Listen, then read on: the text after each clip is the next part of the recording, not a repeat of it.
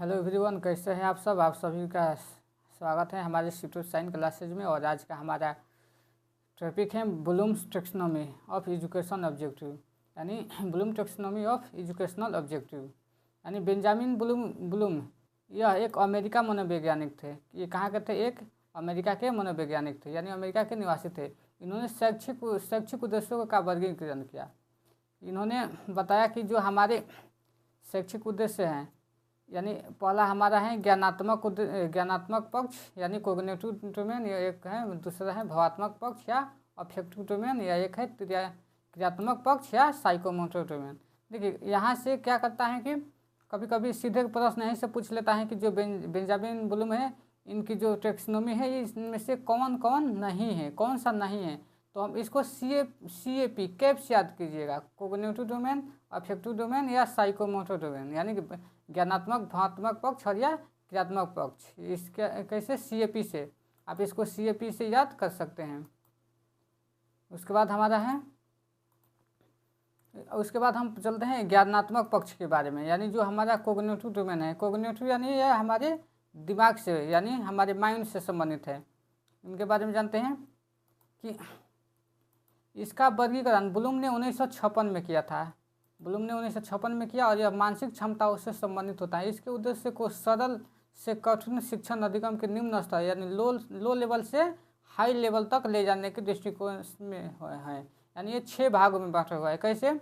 जो हमारा ज्ञानात्मक पक्ष यानी जो हमारी कोग्निटिव डोमेन है, ये किसे लो लेवल से हाई लेवल की में है। जिससे हमारा पहला है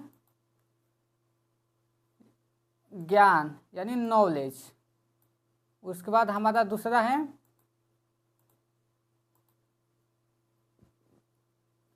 हमारा बोध है।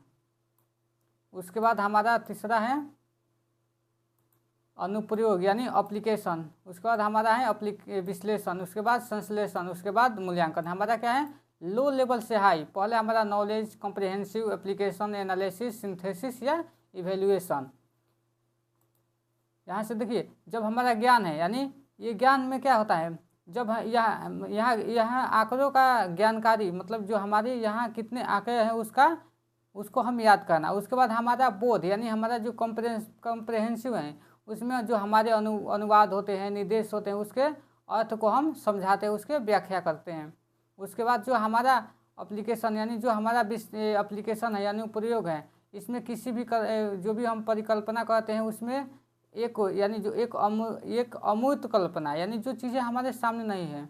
उसके बाद हमारा है कि संश्लेषण यानी सिंथेसिस। संश्लेषण में क्या होता है कि ये क्या होता है, एक तत्वों का ढांचा होता है या पैटर्न होता है जो हमें हिस्सों को जोड़कर समूह में प्रदर्शित करते हैं। उसके बाद हमारा है सिंथेसिस यानी संश्लेषण में क्या होता है, हमें जोड़कर संपूर्ण बनाता है। और उसके बाद हमारा है मूल्यांकन। इसमें विचारों तथा सामग्रियों के मूल्यों पर निर्णय करना। उसके बाद हम अफेक्टिव डोमेन के बारे में पढ़ते हैं, यानी हमारा भावात्मक पक्ष।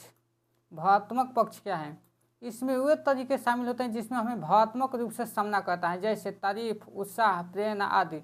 यहाँ से कहेगा कि अगर कोई भी बच्चा किसी की तारीफ कर रहा है तो वो जो बेंजामिन ब्लूम है उनके कौन से डोमेन है, तो हम उसको अफेक्टिव डोमेन यानी भावात्मक पक्ष उसको कहेंगे। उसके बाद हम क्रियात्मक पक्ष या साइकोमोटर क्या होता है? इसमें शारीरिक हलचल होती है, मोटर स्किल के क्षेत्र में शामिल होता है। यहाँ से कई बार क्वेश्चन ऐसे पूछा है कि करना पक्ष किससे संबंधित है, तो हमारे साइकोमोटर से। करना पक्ष साइकोमोटर से। इसके बाद हम इसका कुछ प्रीवियस क्वेश्चन लाएंगे और आप लोग को इसके बारे में अच्छे से समझ आ जाएगा।